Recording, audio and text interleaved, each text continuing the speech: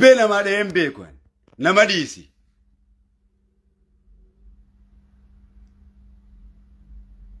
Ifa. Amma dhimma Yamaniitu jira.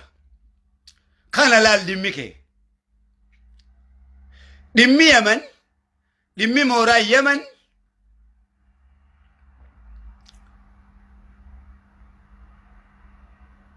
biyya sanirraa akka gara biraatti jijjiiraniif yookaan achirraa gara biyya biraatti akka furmaanni kennamuuf hayyoottan gurguddaa akka sadarkaa addunyaatti saba tajaajiluu qofaaf ta'an beektota gurguddaa tokkoo fi lama hin ja'amne Oromoon gayaadha qaba kan isin hin beeyne ka saba tajaajilan kan waan hundumaan sabaaf burruqanii dhuman hayyoottan Oromoo waan jaamu isin arkitanii hin beeytan goota Oromoo waan jaamu arkitanii hin beeytanii jechuu gootota hayyoota fedhii dhuunfaatiif deeman arkitanii beeytan ka Oromoo arkitanii hin beeytan ka isin hin tajaajilu arkitanii hin beeytan.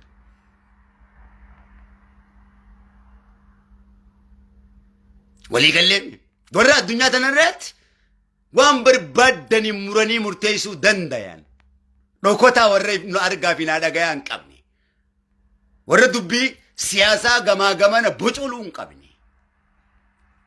You understand me? Damaki.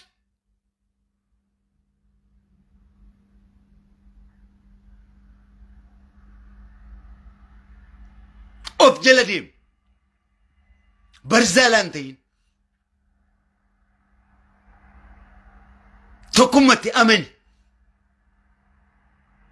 Of tajaajili mataa kee. Zarraafiin ati jaartu.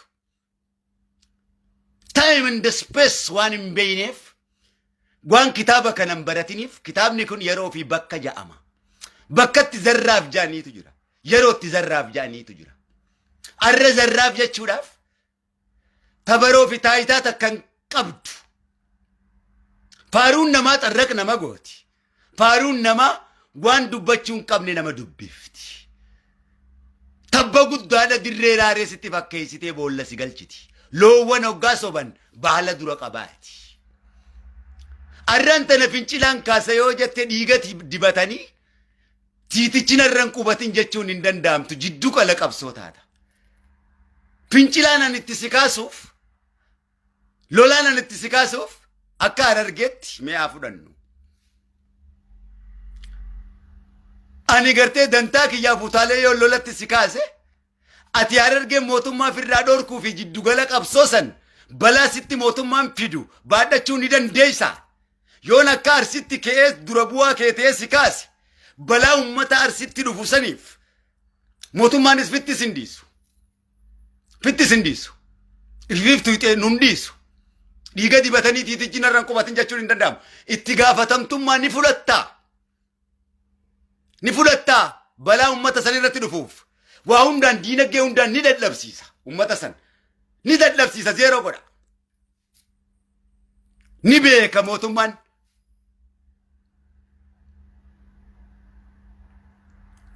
Ofiif muuddan mootummaa Oromootti addunyaan beeka.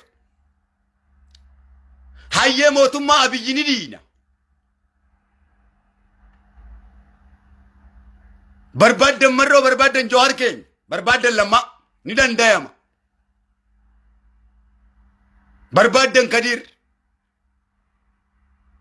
barbaaddan yaadataa Junaydii keenya. Hayyee mootummaa amma jiru kana buufnee mootummaa Oromoo ifiif ka muuddattan waan ifii ta'anii fannisan dhaabbatanii buusuun nama dhiba. Waan ta'anii fannisan siinjaa Oromoon dhaabbatanii buusuun nama dhiba. Hayyee yoo buufne mootummaa qopheeffattan heeraa fi seeraa ni qabdanii. Otoo qabaattanii kana dura hoggaa biyya galtan isin hoggansi warra ja'amu kun hoggansa warri ja'amu kun gaafa biyya galtan nuti biyya bulchuudhaaf jaarmayan qabnu jettanii garagaraan hin galleessin. Ga'umsan qabnu jettanii Oppidiyoo jaarmaya qabuu fi ga'umsa qabu bakka buufannan jenneesi.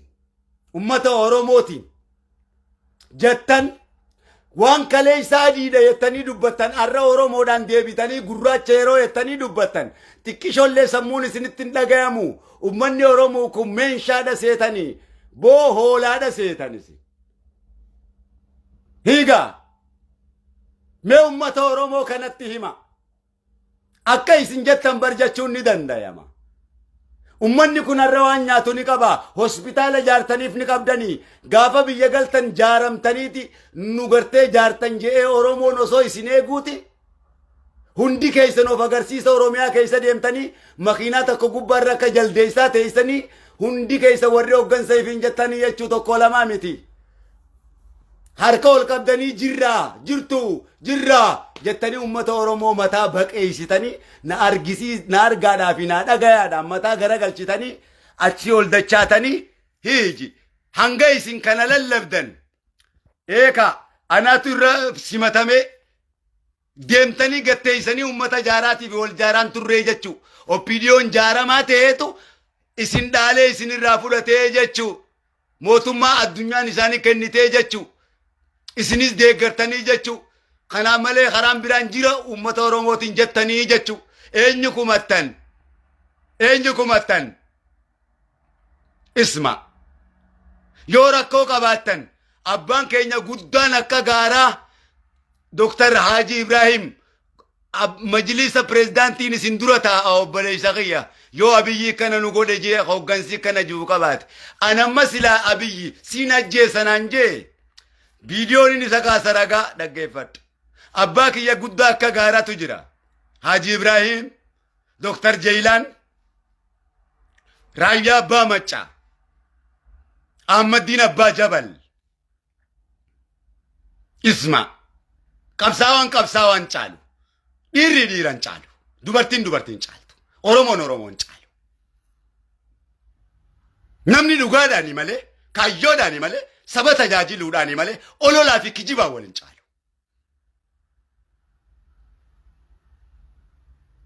Oromo rakkina isaa tuttuquudhaan populism jedhama kun. Populism politics. Oromo rakkina isaa irraan beeku. Oromo rakkina isaatiin hoggansa kamirraa dubbachuu barbaadu Oromoon. Furmaata akka barbaadu. Rakkoon Oromoo faaraa miti. Eenyumti keef dhaggeeffadhu. Eenyumti kee. Maqaa uummata Oromoo kabajamaadhaan maqaa keetiin kabajamiti. If dhaggeeffadhu. Gara tokkummaa deemu.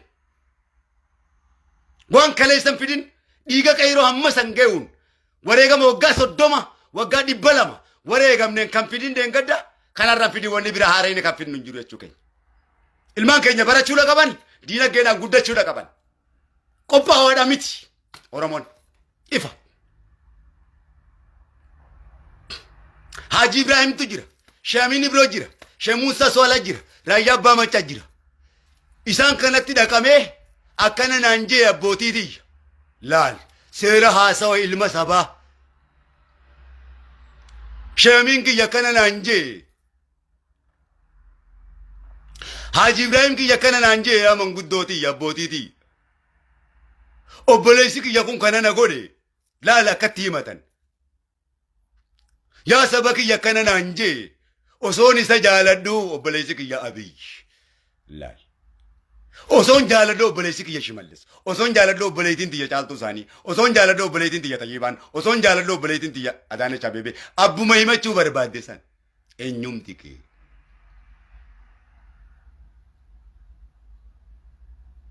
Yaa saba kiyya luba gurguddaa jira qeensii gurguddaa jira.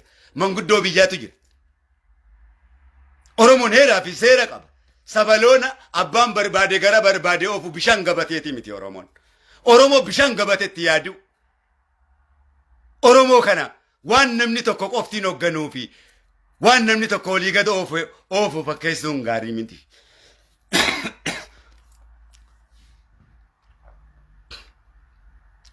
Gaarii miti. Seenaan nama gaafata waan ta'eefi. Rabbiinis nama gaafata waan ta'eefi. Isaan gara dhiifataniiti hanga dubbachuu qaban takka dubbatan. Yoo dubbanne waa hedduu takka dubbanna nuti. Obboleen kiyya. Waa'ee dhimma namaa dubbachuutti hin jiru nuti. An dhimma namaan dubbadhu an beekumsan dubbadha. Feesbuuka kiyya jalatti waa'ee namaa, waa'ee dhimma namaa, waa'ee beekumsaatiin dubbadha. arran dubbachun eegalle waa'ee ummata Oromootiin dubbadha. Ifittis sittis abbaa fedhettis. Abiyyittis nin dubbadha, Jawaarittis nin dubbadha. An abiyyi faan akkitti na beekan nyaata na abeeruu irratti osoo hin taane qabsoo qeerroo irratti na beeka. Akkumaan suuraa isin garsiise suuraa bututtuu namni deddeemuun kan osoo hin taane suuraa leenjii qeerrooti sun kan inni tokkochaa leenjisoo waggaa 20 waggaa 25. Karagaa qabu kan mallattoo qabu. Ifa. Muummichi ministeeraa mataan isaa qeerroo guddaa. Jawaarii hoggansa guddaa.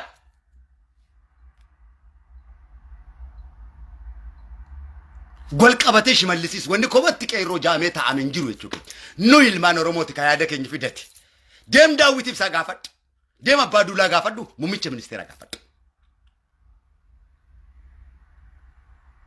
Nuti hoggantoota Jawaarittis ka kenne nuyi. Ka ifi khallagine Jawaar.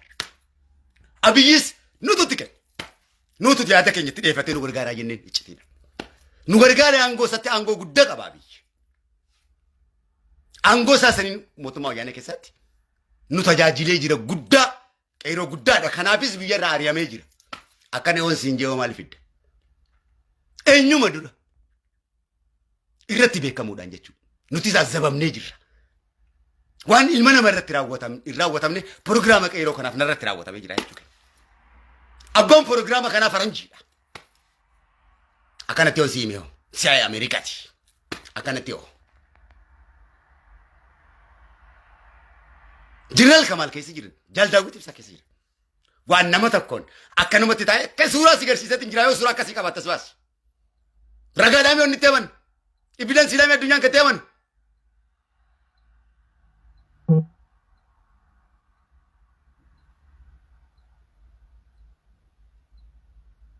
Dantaa uummata Oromootiin kan itti amanu. Waan loofii achi tokkummaa Oromootiin ala. Eenyumti uummanni Oromoo kun biyya alaa keessattis daldalachuudha qaba. Kanas hospitaala jaari, mana barumsaa jaari, ilmaan Oromootiif daandii saaqi. Bara 100 Oromoon hin lolu. Lola dhuma hin qabne, lola abbaa hin qabne, lola makkoo hin qabne siin jaarsiin. Rakkoo nama kaaya. Manguddoon biyya gurguddaa akka gaaraatu jira. Abbaa keenya Haji Ibrahim irra dabree waa tokko hin dubbaddu.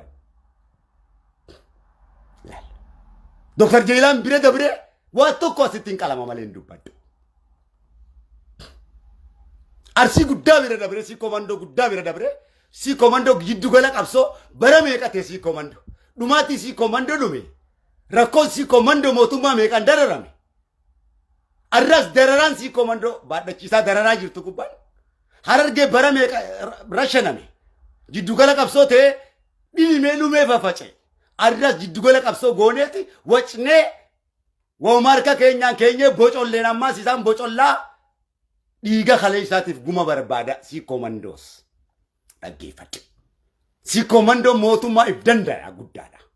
Kan mirga ifii dubbatachuu beeku. Afaan qaba ka seenaan isaanii dubbata. Kadiri miti kasi komando dubbatu. Kadiri mi kasi komando hogganu. Heeraa fi seera qaba.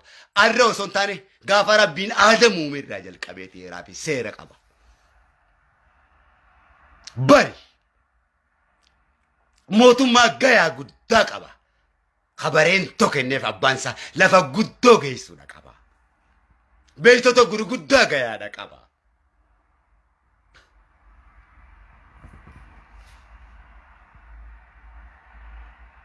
Harargeen akkas beektota gurguddaa qaba.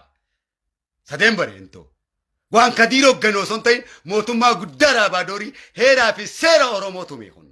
Harargee ateettuun odaa bultumi. Oromoon hundi isa jalaa faca'e. Abbaa qabsoo Oromooti. Harargee jechuun jiddugala qabsoo Oromoo ta'uudhaan kan waggaa 200 uummata Oromoo tajaajileedha. Walloo keenya waggaa 600 lole. Abbaa qabsoo hundee qabsooti. Waggaa 600. 600 lole.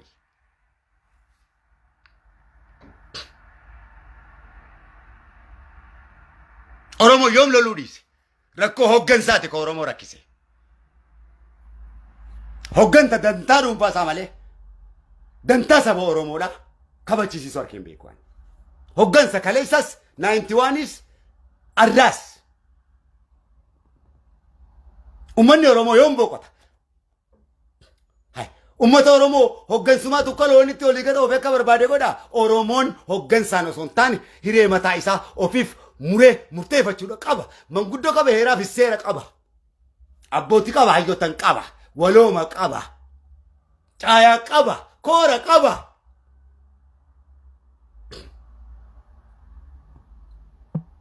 Hai. Haadumanii je'ee hoggayyu. Jiddu kala qabsoo irraan tan akkamittiin si komandoo taasisa. Hararge akkamittiin taasisa. Akka dhuunfaa kiyyaatti.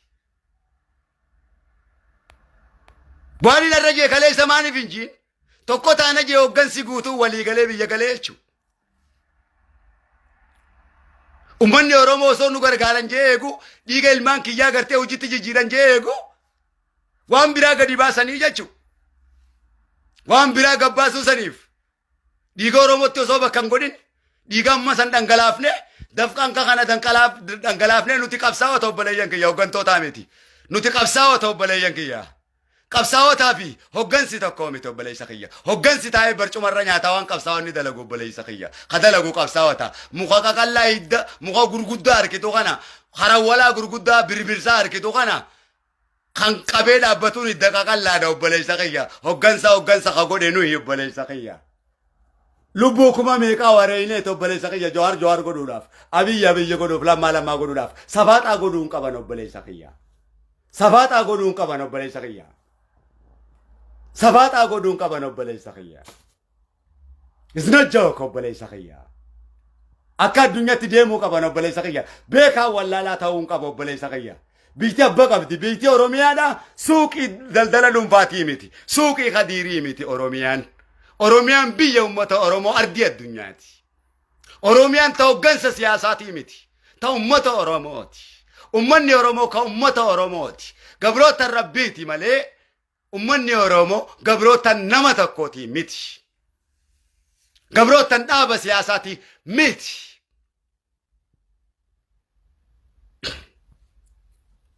Amma asitti na dhahimi.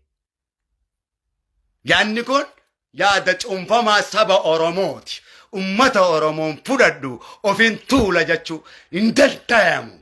Dhugaan hin fudhadhu jechuun abaa jaahilummaadha. Abaa jaahilummaadha abbaa wallaalaa ta'uudha. Ifa. Wal dorgommiin aangoo. Sabni keetu akkan qabu wal dorgommii aangoodhaa kana ta'e haasoitu kun maali? Aangoo yoo barbaachisaa ta'e hayyoottan ilmaan Oromoo biyya keessaa bulchaa jiran biyya alaatti irraa hojjechaa jiran kumaantamni kun gayaadha naaf anaaf. Obboleessa kiyya. Gamaa gamana wanni wacuuf hin jiru obboleessa kiyya. Wanni si dubbachaa jiru isa kana. Si komandoo irratti rakkoo dhufuuf naaf baadhata. Jiddugala qabsoo ta'uun dubbii jajjabaadha. Eenyuun naa baadhata kana? Eenyuun naa baadhata? Oromoon lammii biraan qabu, lammii biraatiin qaba. Oromoon Oromiyaa malee lammummaa biraan qabu. Obboleessa kiyya. Biyya isaarraa gara dhaquun qabu. Miskiina asirra qoraan gurguratee jiraata. Ilmaan isaa barsiifata.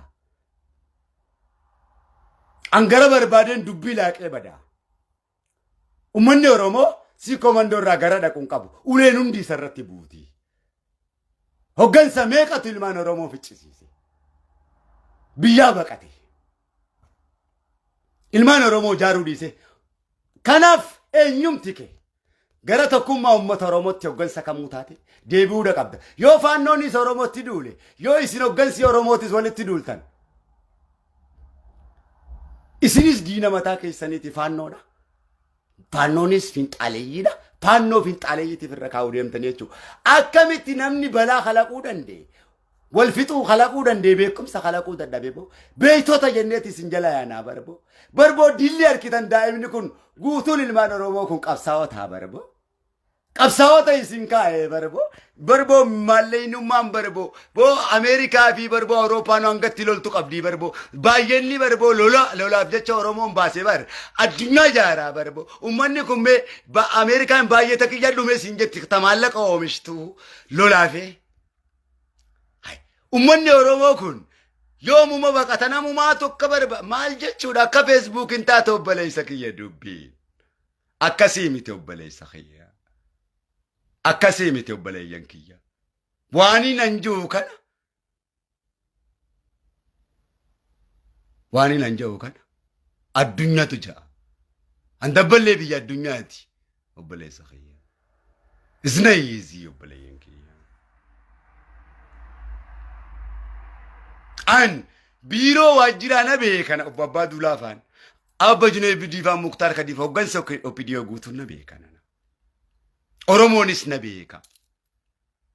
Hoggaa barattoonni Oromoo dhuman. Halaala dhaabbadhee dhagaatti hin darbaddu. Halaala dhaabbatanii waa'ee gootummaa haasa'uun naman dhibu. Waa'ee lolaa haasa'uun naman dhibu. Dirree lolaa keessaa ba'anii. Fuulletti dubbachuun nama dhibaa.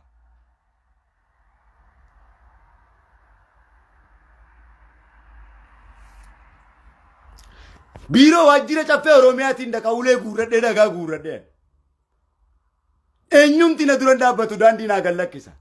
Waajjira pirezidaantii Oromiyaatiin dhaqa. Kiyyattiin beeka. Dhaqeetiin dhagaadhaan, uleedhaan maal asii Oromummaa keetiin haa gootan barattoonni dhumu jee achi keessa ariyaan siin jee. Muktaar Kadiir bas hunda isaanii poolisii hunda na qabanii na sossobanii ana mootummaan jeetiin biiroo barcuma gubbaa taa'ee ana. Laal. Na kabaluu dadhabee. Ummat maaliif ni beeka. Truus qabsaawaa dhugaa kan ta'e ni beeka. Wabummaa kiyya Jawaar bilisoomsuuf Abiyyi bilisoomsuuf hin deemu. Pidiyoo bilisoomsuuf Kaabaa'oo bilisoomsuuf. Fi waboo ta'e malee Abiyyi irraa aangoo fudhachuuf Muktaar irraa aangoo fudhachuuf Abiyyi irraa qabsoo fudhachuuf Marroo irraa qabsoo fudhachuuf Jawaar irraa aangoo fudhachuuf hin deemu. Yoo arriil waboo ta'uu na beeka jarri. Hoggaana barbaaddaniin jeellal yaa jarana. Wayyaaneen tun akka harkaan nan tuyne ifi fidaatina ajjeesan jeen isin ilmaan Oromoo koppidiyoodha. Isaan tun eegeetiin mirga kiyya dubbadhee jiraadhee jechuudha. Bakkaan fedhetti dhaggeeffadhu. Waan hin barbaade dubbachuuf ayyaman qaba Oromiyaa keessatti na dhorkaa turanii. Akkasitti hoggaan dalagu bar isaantu daandii naasaa qeebar. Ana qeerroo Oromootiif eenyu siitu dubbata uummata Oromoo keessatti. Eenyutu dubbachaa ture. Jirtanii gaafas isin. Isaaniifuu ajaa'ibaa jechuudha. Obbo Abbaa Duulaa osoo ta'aniitiin magaalaa Fiicheetuun quba qabdi salaale. Akkanatti ilaali. Irreechi quba qaba. Magaalaa Fiichee walliftoonni keenya hundi quba qaba. Akkanatti ilaali meeshaa televezyiinii Oromiyaa kana ilaali. Birri godhee kana kaasee gaazexeessitoota kana hunda aariyee siin jechuudha. Ani. Suuraan Ali Birraa kana naqabu sun Obbo Abbaa Duulaa bira. O tungoo taati makiinaa keessa kaa'ee jee paatrooliin nageesse jechuudha. Ana. Isma. Oromoo waan ta'aniif. Ilmaan Oromootiif mana barumsaa hedduu bananii jiran. Galata qaban. Oppidiyoon galata qaba.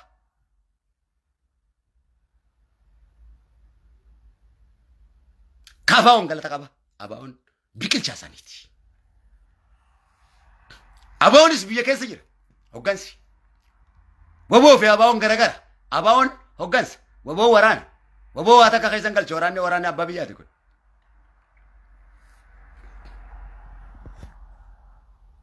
Makiinaan iskoortiin malee hin tolu waan ta'eef iskoortii qaba. Oromoon akka kaleessatti miti. Walooma tokkooma qofa baasa. Wanni tokkoomaa fi walooma diduuf faayidaa dhuunfaatiif eenyumaa wayii ta'e. Waloomaan faayidaan dhuunfaan argamu. Kira sassaabdummaan hin argamu waan ta'eef. Ana Dooktar Abiy mooraa leenjii kan yeroo keessatti ol beenaa jiru. Kanarratti sichitiin itti beekame gara biyya alaatti ce'uun ajjeefamuudhaaf wayyaan itti gamuun isa kanaaf. Waan irratti miti jechuudha. Waa hedduun dubbannu jechuudha. Guyyaa dubbannutu dhufa jechuudha. Ragaadhaa wajjin.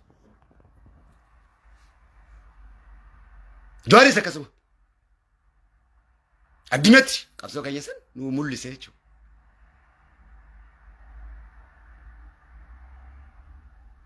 Gara miidiyaatiin.